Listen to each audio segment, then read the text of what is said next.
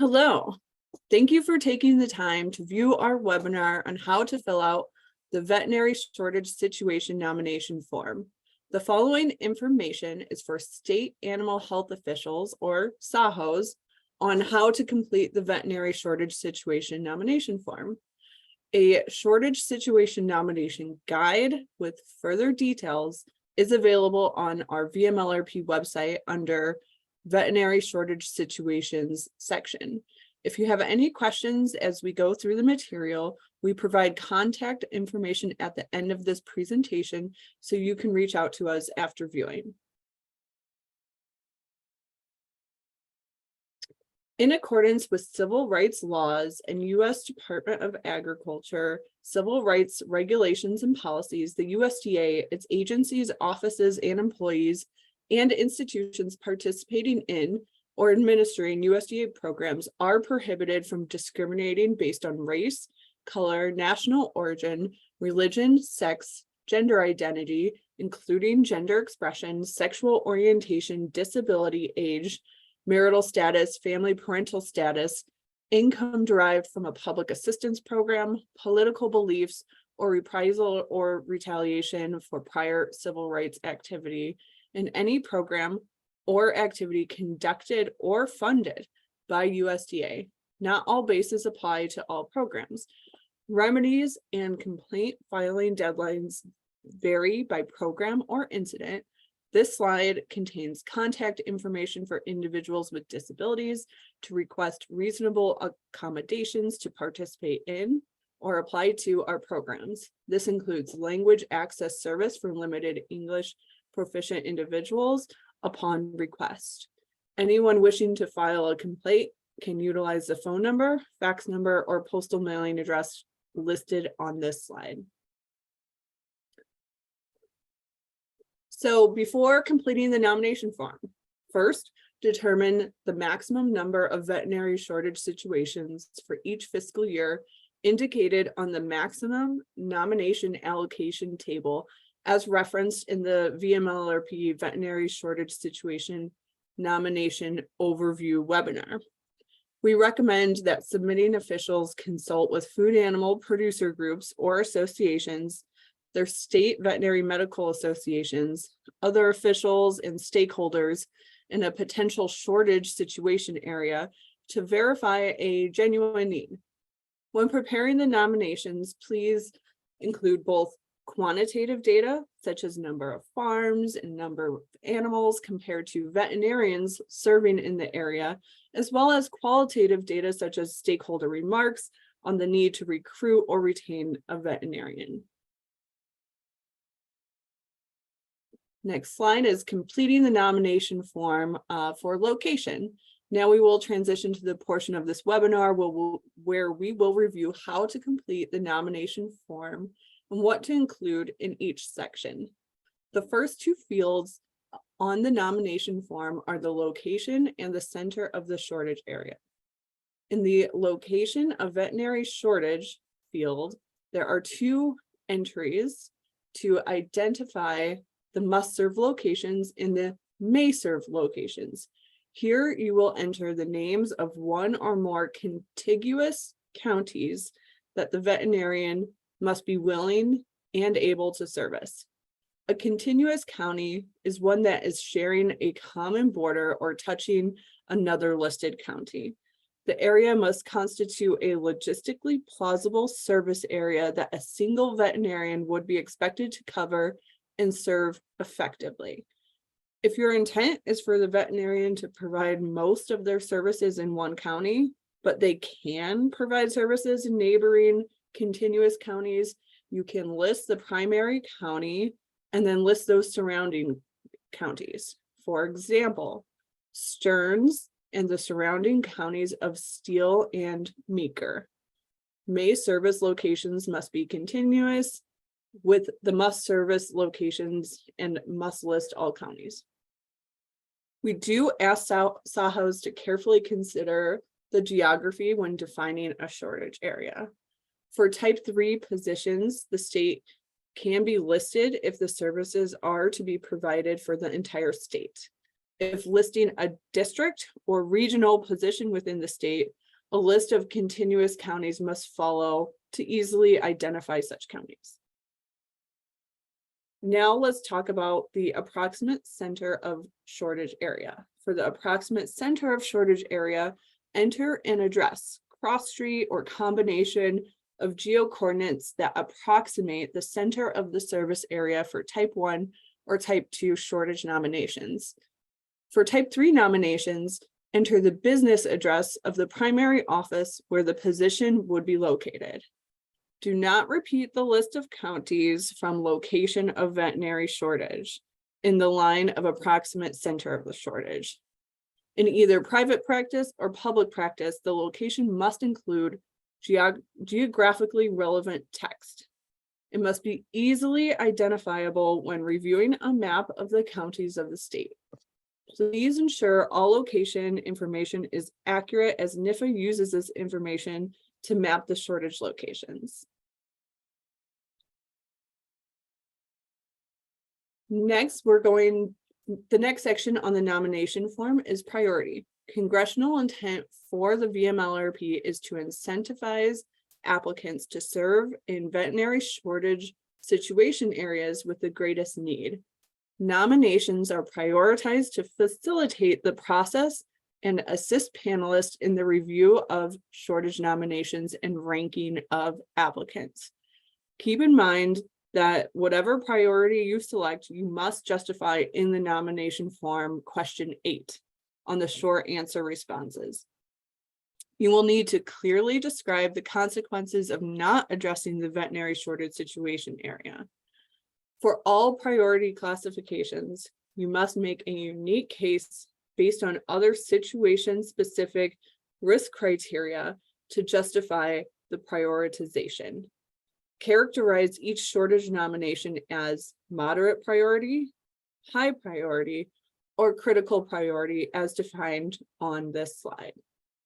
Moderate priority is an area lacking in some aspect of food supply veterinary services, justified by the absence of or insufficient access to veterinary services needed for basic animal health, animal well-being, production profitability, food safety, or public health. High priority is an area lacking sufficient access to food supply veterinary services, justified by meeting the criteria for moderate priority status, plus any additional concerns relating to food supply veterinary medicine and/or public health.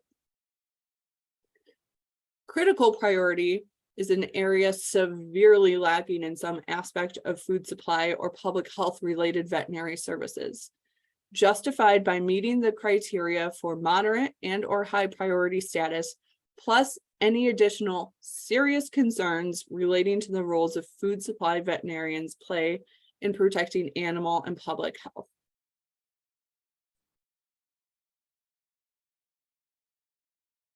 The next section of the form is where you select the type of shortage area. These options are type 1, or at least 80% full-time equivalent, or FTE, which is 32 hours a week of private practice food supply veterinary medicine in either rural or urban area. A type 2 is at least 30% FTE, or 12 hours a week in private food animal medicine practice. The type 2 shortage areas must be considered rural areas. A type 3 is at least 49% FTE, or 19.6 hours a week in public practice. After defining the type of shortage for types 1 and 2 shortages, we ask that you indicate which food animal species must be covered by a veterinarian selected to fill the shortage, and which food animal species may be utilized to meet the required hours to fulfill the service commitment. The indication of must cover or may cover food animal species are only for types 1 and 2 nominations. May cover species will be optional to complete in fiscal year 2024 and forward. If may cover species is left blank, the awarded veterinarian could serve any food animal species and to have them be valid for services completed on their service log. Any single species type may be indicated under either must or may cover, but not both. The other category is an opportunity to add food animal agricultural species that are not listed. For example, other species not listed could be farm animals for services that support agricultural activities, animals in preparation of crops, equine supporting beef operations, or other farm-related activities. However, this does not include companion animals. Must cover species or other agricultural species are those animals a veterinarian is required to be prepared, willing, and committed to provide services towards these species. Consider carefully which are the most critical must-serve species in each shortage area, so those with the relevant skills will feel that application is an option versus an insurmountable hurdle for them by selecting every single species. The selection of more than one must-cover species will indicate during the application review panel that a veterinarian is required to have experience with all species selected. Each must-cover species selected require consistent activities and services for those selected species. Selecting the most critical species allows applicants to better showcase their skills, education, and experience for serving the most critical species in that area. The priority and majority of the service time is the intent to service the must-cover species. Keep in mind that at least 50% of an awardee's percent FTE can go towards the must-serve species. If you opt to select species and may cover, those are animals a veterinarian may provide services for to meet the required percent FTE. This recognizes that not all food animal species require the same level of services year-round, and a veterinarian may need to provide services for them, giving them the flexibility to meet their service agreement. When a veterinarian is unable to fulfill the service obligation with must-cover species, then it is appropriate to focus on may-cover species to fulfill the service obligation. For example, to support beef operations during the off-season, equine may be listed in other as a may-cover species. If you select or list a species in this section, then you have determined that there is a shortage for this type of work and the applicant can claim that service time. The justification for species will need to be made on page 2 of the form. For type 3 positions, the next section involves information on employer and position title. Only one position title can be listed per type 3 nomination. Food safety, public health, and epidemiology are listed as the primary disciplines. If the position requires a specialty discipline that is not listed, then select other to write in the specialty disciplinary area required. Select as many specialties and disciplines that may apply to that position. Note that only one specialty disciplinary area can be listed in other. A microbiologist and field officer cannot be requested within the same nomination unless their duties are the same. For example, at Center for Disease Control and Prevention, an epidemiologist position can often be filled by a health scientist, medical officer, or veterinary officer.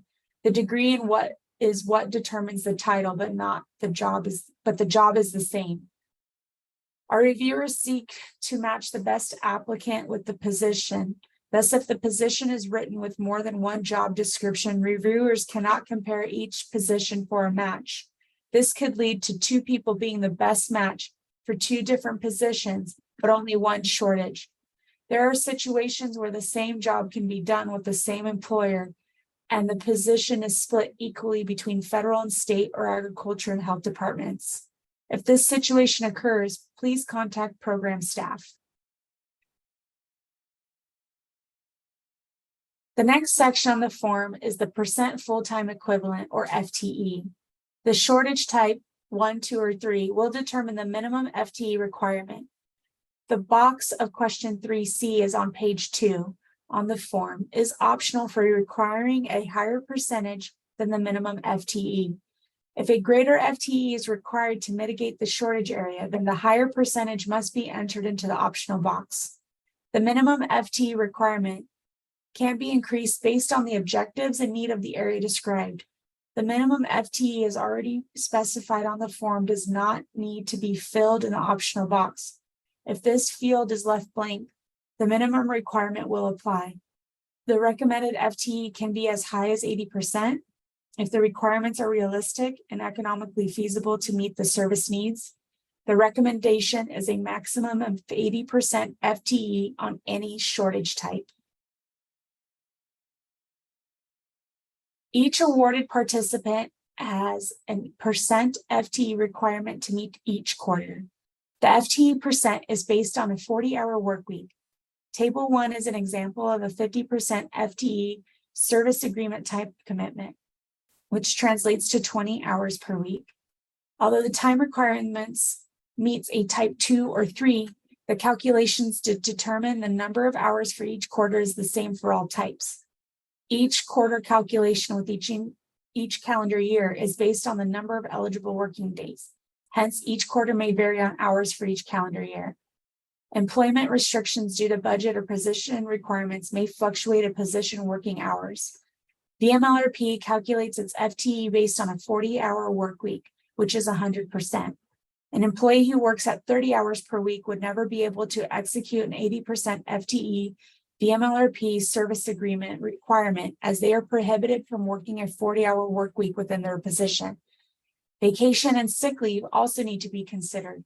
For example, in Table 2, an employee's time requirement may be 35 hours per week.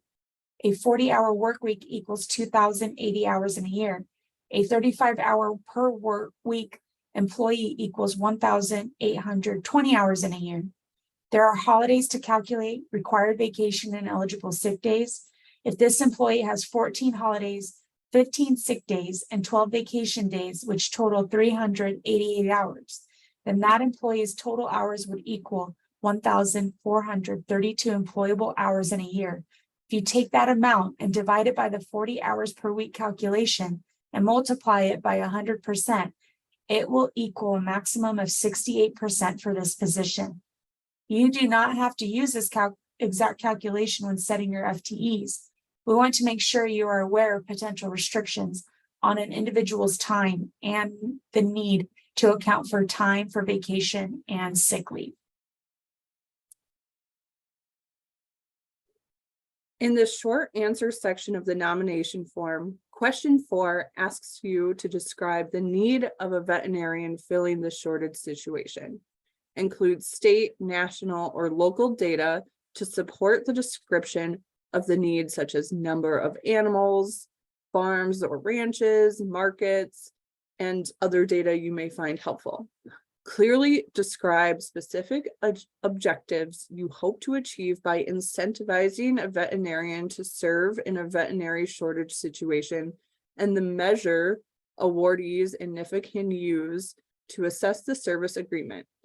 Include quantitative data, such as the number of animals versus veterinarians available, and size of location in square miles, and qualitative data, such as economic importance and stakeholder testimonials. Emphasis should be on must cover species, but could also mention may cover species.